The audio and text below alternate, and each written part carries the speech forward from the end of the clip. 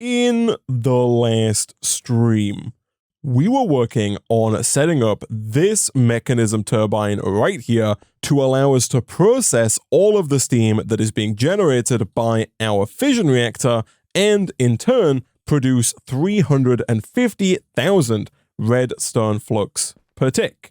That basically completes out the tier 4 quest line in terms of the quests that we have to do and really gets us started with tier 5. And what I want to work on in today's episode is moving through this section of the quest book towards getting antimatter pellets. Now, to do that, we have to set up a supercritical phase shifter. That is this process right here. The supercritical phase shifter is a fairly large multi-block structure from Mechanism that is going to allow us to turn polonium into antimatter. The polonium we can get from nuclear waste, and the nuclear waste we can of course generate from our fission reactor.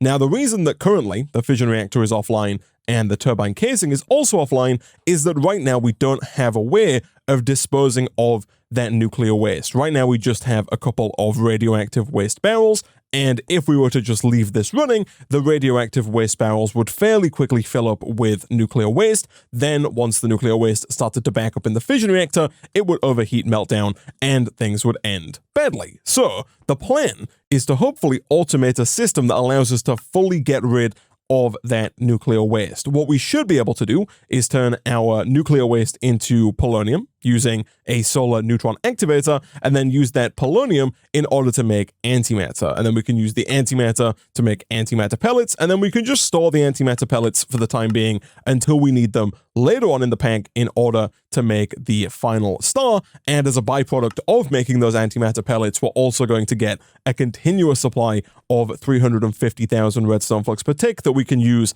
to expand our automation going forward. Now, in order to make the supercritical phase shifter, we need 60 SPS casing, 123 structural glass. This is easy enough. We've made a ton of it. Our system knows how to make it. We need 3 SPS ports, and we need at least 1 supercharged coil.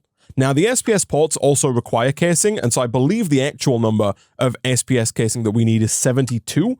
And so in order to make 72 SPS casing, we are going to need 288 polonium pellets, 288 black HDPE sheets, and of course 72 plutonium pellets. The plutonium pellets are where we're going to start here, not only because they're the thing we need the fewest of, but also because they are the thing that we can currently make with the machinery currently available. The isotopic centrifuge we've made before, it's the machine that's currently making us fissile fuel, can be used to turn nuclear waste into plutonium, and then we can use another pressurized reaction chamber with some water and some fluoride dust to turn that plutonium into plutonium pellets with a byproduct of spent nuclear waste, which, as I mentioned in a previous episode, in this pack you can turn into stable spent nuclear waste, which can then be deleted, which is very nice indeed. Normally, you just have to store that spent nuclear waste in nuclear barrels somewhere, and either have enough barrels to where you never fill them up, or have enough barrels to where the 1 millibucket per second decay rate is fast enough to get rid of all of your nuclear waste. But for us, not something we have to worry about. Between streams, I did go ahead and craft up another pressurized reaction chamber and another isotopic centrifuge, and so it should be as simple as kind of extracting the nuclear waste from these radioactive barrels here, running them through the isotopic centrifuge, which I'm going to put down right about here, and then we'll have that go directly into the pressurized reaction chamber, and then I think we will probably just put another storage door down on the front of this for the time being. Again, we only need 72 plutonium, and once we have that, we can kind of turn this system off and pivot over to trying to make the polonium. The trouble with the polonium is that it requires a solar neutron activator, which is a machine that we don't have yet, and that machine that we don't have requires black HDPE sheets, which is a resource that we don't currently have yet. So I'm going to set this up. I'm going to get this going. I have a feeling that we are almost certainly going to have to make our fission reactor substantially bigger in order to process more fissile fuel and produce more nuclear waste, because just looking at some of the numbers here, if we want to make 288 polonium pellets, each polonium pellet requires 1,000 millibuckets of polonium, and each millibucket of polonium requires 10 millibuckets of nuclear waste. And so for every polonium pellet we make, we need 10,000 millibuckets of nuclear waste. And so if we need 288 of these polonium pellets, we need 2.8 million, almost 2.9 million millibuckets of nuclear waste. And given that right now we're only producing 10 millibuckets per tick of nuclear waste at the max, that's when we're burning the maximum amount of fissile fuel that this reactor can burn, it's going to take a long time to get to almost 3 million millibuckets. So we're almost certainly going to have to make that bigger, but for the time being, let's not get too distracted. What I think I'm going to do, real quick, these are all empty, so it doesn't really matter too much if we break one, but I think ideally what I would like to do here is kind of keep these down as a buffer. I don't foresee us running into a problem where we have too much nuclear waste. I think we should be fine, especially if we get, I think it's an enrichment chamber, a purification chamber. Let me quickly go and request that our system make a purification chamber for us. Request. While we wait for that to come in, let's go and let's grab a few more of the pressurized tubes. Again, they don't need to be ultimate pressurized tubes because we're not really talking about that much gas here. But essentially what I think I'm going to do is I'm going to put these down on the bottom of the barrels, which I think you can extract from, and then we'll just set these to extract, and then we're going to run those up, around, over into the isotopic centrifuge. All right, so there is our purification chamber. Over here, all of the nuclear waste barrels have been set to extract from the bottom, up and around into the isotopic centrifuge. This is set to input from the bottom, and it's set to output to the front with auto eject on. Let's go ahead and drop down a flux point, and of course make sure that is set to our network, and then as per usual we can connect our machines up to that. I think what we might do here is put the purification chamber down directly next to the pressurized reaction chamber, and then potentially do something like this to get power to both of these. Here, the back is set to input gas, which is correct. This does also require water if we're going to make the plutonium. That is fine. We can get another ender tank and connect that up to our water frequency. And then all we need to do is make sure that in here, the output gas is set to output to the left. Auto eject is on. Here we have input for gases set to the right. That is correct. And so I think it should just be a case of exporting obsidian to the purification chamber and fluorite dust to the pressurized reaction chamber, at which point we should be good to turn this machine on and get this going. As per usual, it's quite possible we might need a couple of speed and energy upgrades, really just depending on how fast the isotopic centrifuge is relative to the fission reactor. But let's get a couple of low retrieval modules down connected to these mechanism machines, and let's see if we can't get this plutonium up and running. So going into the purification chamber here, we want obsidian, like so, and we'll set that to up. And then for the pressurized reaction chamber, we actually need a crusher to go down first, and it's the crusher that needs the low retrieval module here because we have to crush the fluorite into fluorite dust. So we'll place the crusher down there, we'll make sure it is connected up. I am now realizing that we've kind of completely blocked off the PRC here from getting water. I think we're going to have to give it that from the bottom, but that should be fine. Let's go ahead and kind of move this pipe just a little bit, and then if we grab some basic mechanical pipes, which again I think should be more than fast enough to make this work, we can put our tank down like so, set that to extract, and then just connect this back up underneath like so. Of course, give this yet another low retrieval module and tell you to retrieve fluorite. Again, up into the crusher. The crusher needs to be set to input from the bottom. It is an output to the left, auto eject on, and I think that should just kind of work so long as everything here is set up correctly. That needs to be set to input to the bottom as well. And like I mentioned before, we might need a couple of speed and energy upgrades, but let's give this a go. If we turn this on, it's going to start burning fissile fuel. It's going to start producing steam, and hopefully we can start to see some of the nuclear waste here make its way around into the isotopic centrifuge. Oh, that's my bad. I just didn't connect this up at the bottom. There we go. Now we should see some nuclear waste making its way around into the isotopic centrifuge. We can. And then in here, it's slowly but surely being turned into plutonium. You'll see that we're actually doing just fine. Like, we're producing such a small amount of nuclear waste that even without any speed and energy upgrades, the isotopic centrifuge is keeping up just fine because we're producing 10 millibuckets per tick. So again, we definitely, probably, almost certainly want to look at upgrading our reactor, just making it bigger if we can. Let's also make sure that you are set to input on the right there, so you can actually receive the fluoride dust, so that eventually it will start making those plutonium pellets. Again, let's set the front to output. We'll turn auto eject on, and that's going to push those plutonium pellets out of the front of the machine. And then ideally, I do want to make sure this works before we leave it alone, because otherwise we could end up in a bad place if this starts to fill up on spent nuclear waste. But ideally, the spent nuclear waste should be ejected here. You should be receiving obsidian. I can't help but notice that you're not receiving obsidian, and that is because I think when I changed the inputs, sometimes this, sometimes the cards pop out, which I think is the problem there. That hopefully should now receive some obsidian, hopefully fairly quickly. And so as this ticks over to 1,000, we should see it process into a plutonium pellet. It does. The spent nuclear waste is not being ejected. All right, so a little bit of testing later, and I have come to the conclusion that I think this recipe just doesn't work.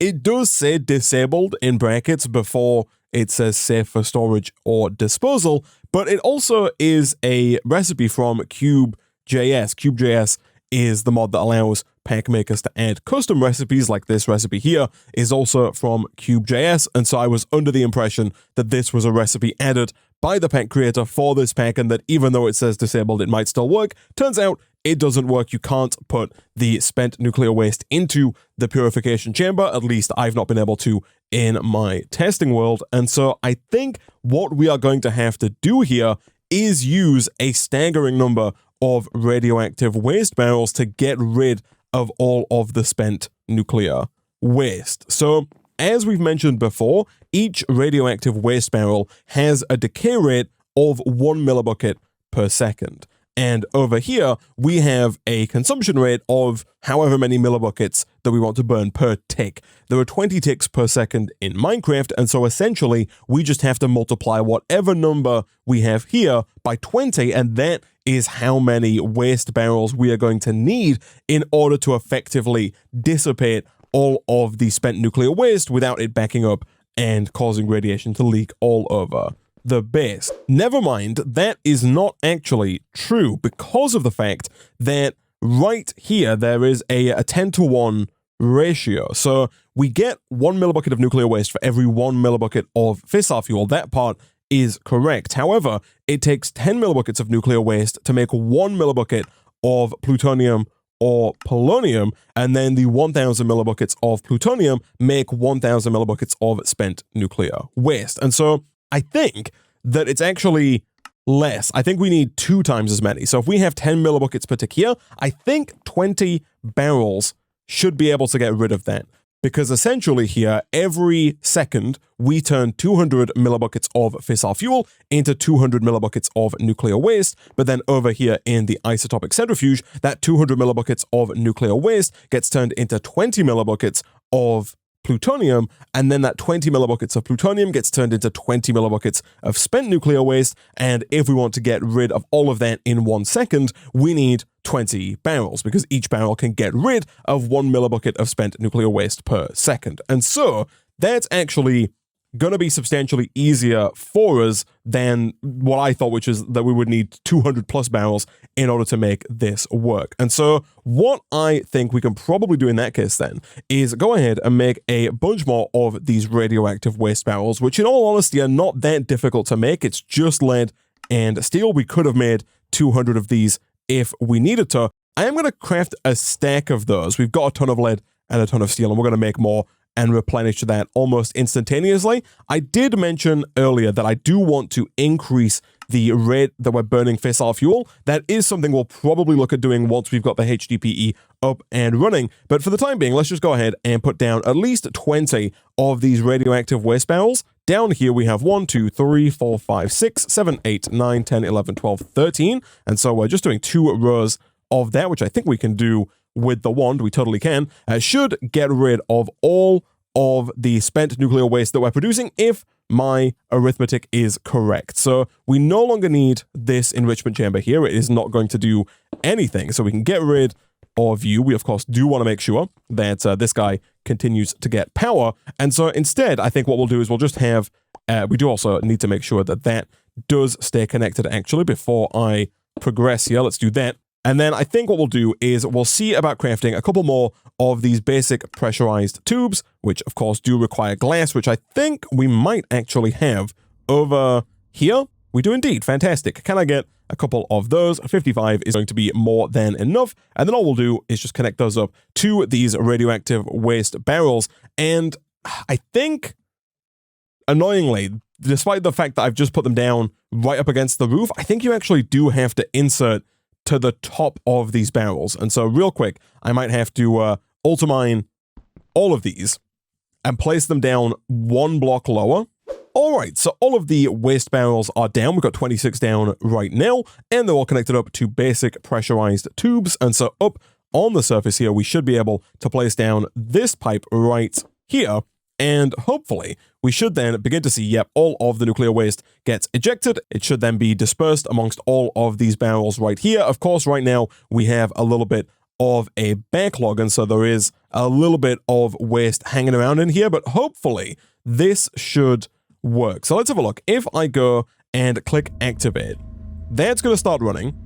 I do notice that, oh, it's just a visual glitch. I was going to say that the ender tank is out of water, which would have been a problem for us because we need the PRC here to keep working. But what we should see down here, I think, is basically none of these gaining any nuclear waste. And they're not. You'll see that we are still losing nuclear waste despite the fact that we should be producing more. Again, that could be due to the fact that this kind of produces 1,000 in a big batch, now that I think about it. So it doesn't actually come in at a certain number of millibuckets per tick. It comes in one big batch where we get 1,000 millibuckets of nuclear waste, and then it slowly but surely needs to be dispersed. But in theory, we should be able to get rid of 1,000 millibuckets of nuclear waste before the PRC is able to produce another 1,000 millibuckets of nuclear waste. And so this should be pretty much good to go. I am going to check up on it once or twice just to make sure that we're not backing up on spent nuclear waste. I think my calculations are correct, but if they're not, that could end in disaster. But while we wait for that disaster to potentially strike, we can now look at automating the production of HDPE so that we can get our first solar neutron activator so that we can pivot over to polonium once the plutonium here is done. So in order for this to work, the HDPE here is made by placing some HDPE pellets into an enrichment chamber. You can craft 8 HDPE pellets into one sheet. However, it's more efficient to do it with the enrichment chamber. And of course, we can request that our system make an enrichment chamber for us. So that is not going to be a problem whatsoever. The harder part is actually making the HDPE pellets. These require yet another pressurized reaction chamber. In the pressurized reaction chamber, we need liquid ethylene, we need oxygen, and we need substrate. So I'll bookmark all 3 of those. Oxygen we can of course get from an electrolytic separator, we just have to give it some water. The substrate here we get in another pressurized reaction chamber, this time with biofuel. You can use this recipe here to duplicate substrate, but I don't think it's going to be worth it because we need this ethylene here for the production of HDPE pellets. So I think we're going to go with the top recipe, which is water plus hydrogen and biofuel. Biofuel you can get by essentially crushing down any kind of plant matter in the crusher. We already have wheat automated over here. And so I think what we might look at doing is potentially increasing the speed of the phytogenic insulator with some augments and some integral components, and then siphoning off some of this wheat to be turned into substrate. And luckily, as a byproduct of making the substrate with the biofuel, the hydrogen, and the water, you get ethylene. The ethylene that you get is in gas form, so we are going to have to run that through a rotary condensator to turn the gas form of ethylene into liquid ethylene, which is a liquid. It's like water. It'll move through the mechanical pipes, not the pressurized tubes. And then that liquid ethylene is what we need along with oxygen to make the substrate. So for the hydrogen and oxygen, we can of course once again request our system make for us an electrolytic separator. While we wait for that, we do need 2 more of these PRCs, which do in fact require 2 more enrichment chambers. So let's request 2 more of those. And is there anything else we don't have? We do need some basic chemical tanks. That is fine. We'll drop all of those into the system, and then we'll probably have to request, yeah, some more basic control circuits and some more infused alloys, but none of that seems too difficult. And so whilst I wait for those enrichment chambers to come in, I think I will just quickly craft up a few more flux linkage amplifiers and an integral component to get our wheat production moving just that little bit faster. Alright, so a little bit of auto-crafting later, we have yet another reinforced integral component with 3 more flux linkage amplifiers, which is hopefully going to increase the speed at which we produce the wheat here. And then I've gone ahead and requested that our system produce a couple of machines for us. We have a crusher along with 3 enrichment chambers. 2 of those enrichment chambers are for the PRCs here, 1 and 2, fantastic. And then the other, of course, is for the final production of the HDPE sheets. And then on top of that, we also need a rotary condensator, this guy right here, which I think we should be able to make. Never mind, it's not working. However, I'm not quite sure why. It could be the tank full of water. It could also be that we might not have a basic chemical tank spare. So let's quickly try that once again. That is still not working. It thinks it needs 4 glass, despite the fact that I have 4 glass on me. And so I am really not too sure why that's not working. Let me try craft that manually and see if that works. It does. Not quite sure why that wasn't crafting through the storage scanner, but either way, back over here, we should now be able to start putting this all together. So what I think we will do is we'll put the crusher down, potentially right about here. That way it's going to get some power from this flux point, and it should also get some of the wheat coming out of this drawer here. Then what we need to do is we need to take that and pump it around into our pressurized reaction chamber so we can start making the substrate. So let's have the PRC, I guess, go down directly beneath the crusher. We can put it right about there. That way we can set the output of the crusher to the bottom, and we can set this to input from the top, which it looks like it's already doing by default. Then we need to get both hydrogen and water into this PRC. And again, looking ahead at the recipe for the HDPE pellet, this is another PRC that requires oxygen. So I think what we'll do is we'll place down our electrolytic separator in the middle here between these 2 pressurized reaction chambers. Again, we can make sure that this does not connect at the back, because I do not know what that is off the top of my head. It looks like cinder flour, which we do not want in our PRC. And then in here, we can just set the right side to output number 1, which is the dark blue, and the left side to output the cyan, auto eject on. Same with the gas here, actually. We want the dark blue going to the right and the light blue going to the left, because the dark blue is hydrogen and the light blue is oxygen. That's all good. From there, we just need some basic mechanical pipes, which it looks like we do have. Good stuff. And all we should have to do is kind of pull from here, round and into the electrolytic separator. Nice. And I guess at the same time, we can also do this as well, because the PRC also requires water. Then if we hook all of this up to power, like so, we should start to see the electrolytic separator turning water into hydrogen and oxygen. The hydrogen is going to make its way over here and start producing the substrate. The oxygen should be going over to the right here, although this potentially, yeah, needs to have its gas input set to the right as well. That is fine.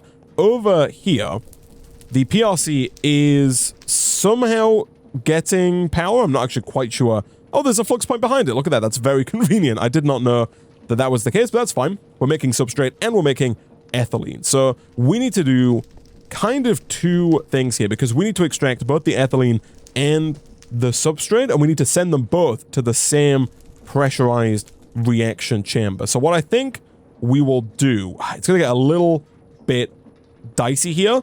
I guess potentially what I might do here is I might move the PRC, because thinking about it, we could extract the ethylene out of the bottom of this PRC, put the rotary condensator here, turn that into liquid ethylene, and then pump it into the pressurized reaction chamber. But then that means that if we want to get the substrate out of here, we've either got to go through the floor or we've got to go like out and around the room, both of which are a little bit awkward. And so what I think I might do instead is potentially move this PRC, and the one and only time that I want the carry-on mod to work, of course, it doesn't work. That's fine. Let's break this. Let's place it down, potentially right here. It looks like it does retain its inventory, which is very nice indeed. And then we can just extract the substrate here from the front of this PRC into the right of this PRC, and then we can extract the ethylene kind of down, around, and up into here. I think that's going to be a tidier solution. We might end up with some slightly more janky water pipes, but we could always get another ender tank if we really wanted to tidy up the jank on that front. So I'm thinking we put our rotary condensator right there. We set the bottom here to extract with a basic pressurized pipe. We make sure here that gas is set to output at the bottom. Auto eject is on, and so the ethylene makes its way in there. That is all good. Let's run energy cable down to that, and then that's going to turn the ethylene into liquid ethylene, which we can then extract with the mechanical pipe. Again, if we set the front here to auto output, like so, that should then pump that up and around into our second PRC, and then from there, we just need to get ourselves a logistical transporter, put that on the front of this PRC, and now if we set this to output items to the front with auto eject on, that should hopefully push these out and around into here. It does. Nice. That is going to make for us the HDPE pellets, and then from there, we just need one enrichment chamber, which we can put right about here. And again, if we disconnect whatever is trying to go in there, and instead set this to output items to the left with auto eject on, that's going to push the HDPE pellets over into the enrichment chamber, and the enrichment chamber is going to turn those HDPE pellets into HDPE sheets. The only thing left to do here is run the water around to the PRC, and I guess the thing that I've not really thought about is the water to the electrolytic separator, although again, both of these systems can be made much tidier if I just go and craft 2 more ender tanks. And there we go, we now have 1 ender tank here on the back pumping into the electrolytic separator, which is set to input water on all sides. That's fine. We do want to dump excess oxygen and excess hydrogen. I think we're probably going to use more hydrogen than oxygen, but we can set both to dump just in case. And we have a second tank here as well, providing water to this PRC without a horrible pipe running across the front of all of this machinery. And I think this is kind of just working. I hope that we are still getting, enough wheat going around to keep our production over here up. We should be fine. We've got 1,600 wheat flour banked up in this drawer, so the whole dough production there should continue to run just fine. And over here, we're slowly but surely producing HDPE sheets, which I think we will then pump up into a storage drawer. Is this one empty? It is indeed. Let's again make sure that you do not connect and you also do not connect. We can take all of the wheat flour that we've just put in back out of there, stick it back up in there, set you here to output to the top, auto eject on, and that is going to slowly but surely, continually produce HDPE sheets, which is very nice indeed. Over here, let's just do a quick check and make sure that, we are not at all backing up on spent nuclear waste. All of these barrels are completely empty, which is exactly what we want to see, and we are currently at a whopping 11 plutonium pellets. And don't forget, we need 72 in order to progress on here. So now that we have the HDPE sheets, we can look at producing the black HDPE sheets. So the way this works is we need to use black iron, which the quest book calls a unique super alloy, nearly 100% immune to any type of radiation. Black iron can be made in a metallurgic infuser with the newly unlocked Essence of Darkness and an iron ingot. And so what I've gone ahead and done between streams is, you guessed it, I've set up yet another metallurgic infuser / enrichment chamber setup. This pipe here has nothing in the low retrieval module, and so it just keeps sending uranium for some reason. The whole idea here is that we are going to get yet another EMC link, which we can request from our system, and we're going to add that to the row of EMC links down below the platform, and we'll set up a drawer somewhere, most likely with a storage downgrade that is going to hold our Essence of Darkness, so we can just pump an unlimited amount of that into one of our storage drawers, and then just like we've done previously for all of our other metallurgic infusers, we can have all of that Essence of Darkness sent around and up into the metallurgic infuser to allow it to automatically craft all of the black iron that we're going to need going forward. Much like with everything else, the redstone, the diamonds, the coal, you can enrich the Essence of Darkness first. Now, this does work a little differently to the other enrichments, because here you actually have to run the Essence of Darkness through a metallurgic infuser with refined obsidian, which we do have, of course, all the way over here. We have this here, I should say. We have this ready to go. So we could potentially teach our system how to craft the enriched essence of darkness and then use that as the basis for producing all of our black iron. That's probably worth doing. It does mean that I've made a mistake here by putting down another enrichment chamber. This enrichment chamber is completely useless, but either way, if we take this Philosopher's Stone and we add it to the line of EMC links down here, we should then be able to grab one essence of darkness out of our storage scanner, drop that into here, set this to extract. Before we set that to extract, let me make sure that I have allocated a draw to the essence of darkness. And then down here, let's do something like this. And you'll see that we're slowly but surely backing up on essence of darkness. From there, all we need to do is teach our system with yet another crafting module. And I did notice earlier we have a bunch of crafting modules hanging out in here for some reason. But if we take those over here, we should be able to add yet another crafting module to our refined obsidian metallurgic infuser. And in here, we're going to say that one essence of darkness equals one enriched essence of darkness. So let's start by putting the essence of darkness in right about there. And then if we enrich that real quick,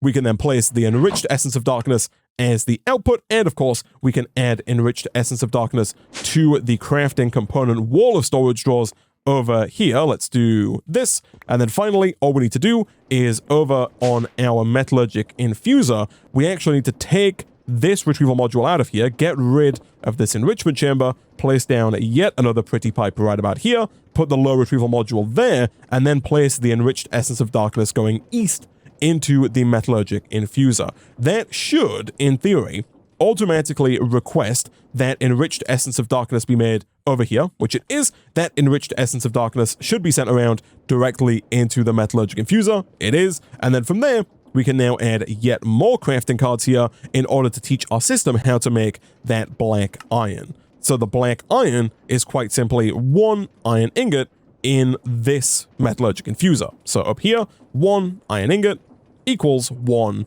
black iron. Right now it's very slow. That is fine. We do have some energy upgrades. Those are not quite as useful as speed upgrades right now. I will put them in, and then I'll just go ahead and request 8 more speed upgrades as well, so we can make that nice and fast, because we are going to need quite a lot of black iron for quite a lot of those black HDPE sheets. Again, we need 288 of those black HDPE sheets in order to make the supercritical phase shifter, but this should be pretty much good to go. Let's do something like that, and then let's of course go and add black iron to the back wall as well. We'll throw you right about there next to the enriched essence of darkness. Over here, the speed upgrades are done. Let's drop those into the metallurgic infuser. Fantastic. And so now we should be good to go in terms of making black HDPE. I guess the next step is kind of twofold. It really depends on if we're going to need that much black HDPE going forward. We do need 288 in order to make the SPS casing, but after we have the supercritical phase shifter, I really don't think we're going to need much black HDPE going forward, so I don't think it's worth automating this. The reason I've automated the black iron is that the black iron is needed a lot for a lot of the end game catalysts and components and quantum compressors and basically everything involved in extended crafting, which is the mod that adds the ultimate singularity. So we are going to need quite a bit of black iron in order to make all of this stuff happen, in order to make these quantum compressors that require just a ton of black iron. So automating that, definitely worth it. Automating the black HDPE, probably not. We only need about 300 black HDPE for the entirety of the playthrough here. And so I think what we can probably do is quickly request a stack of black iron, which of course should come in fairly quickly now that this metallurgic infuser is as fast as it can be without a factory upgrade. Of course, you can never be too fast, so let's just give that a quick tap to try and make that nice and quick. And then once we have all 64 of those, we can look at making our very first solar neutron activator, and then that, of course, is going to allow us to start making polonium. Now, of course, the trouble that we're going to run into is our reactor size, and of course, this needs to be done up here. I forgot completely. Let's do this and this. give that a quick tap. Again, the thermal expansion machines do have kind of a hard limit on how much they can speed up by, because there's a limit on how fast the power can go in. Either way, let's turn the top there back on. Let's put that back in and let that make even more of the calcite. But we should have, I think, everything that we need to make the solar neutron activator. Almost. We need one more blank HDPE, which we have. It's probably just in the ender chest here, right? It is indeed. That's fine. There's the quest complete. Fantastic. Let's go over here, and then let's request one. You know what? I'll request 16 steel casings. Again, just so we have a couple lying around. That's fine. Then let's also go ahead and request 2 more elite control circuits and 2 more reinforced alloys. Once we have all of those, it should be as simple as just shift-clicking that in. It is. Nice. So that is the solar neutron activator taken care of, and we do get 4 more black iron as a reward there, which is, I guess, nice to have. And so now it's just a case of getting all of the polonium pellets and the plutonium pellets required for the SPS casing, because we're almost certainly going to get enough HDPE in the time it takes to make all of the polonium and plutonium, and so I'm not really too worried about the 288 HDPE sheets. If needs be, we can always look at getting more of that. It looks like surprisingly... Oh, of course, I need to set the back of that to input gas and the front of this to export gas, to output 2, I think it is. Yes, that is indeed correct. That's going to start outputting oxygen. That's going to keep that all going. And so even without any speed and energy upgrades, I think this will be fine in terms of making us the 300 HDPE that we need. The problem, of course, is this. We've made 16 plutonium pellets so far this episode. We need 72 plutonium pellets, and then we need 288 of the polonium pellets, which are made in almost the exact same way. The only difference is that for the polonium pellets, we just need the polonium, which is made in the solar neutron activator. So we basically just swap out this isotopic centrifuge for a solar neutron activator. Other than that, the process is the same, and the speed is going to be the same unless we make this fission reactor bigger.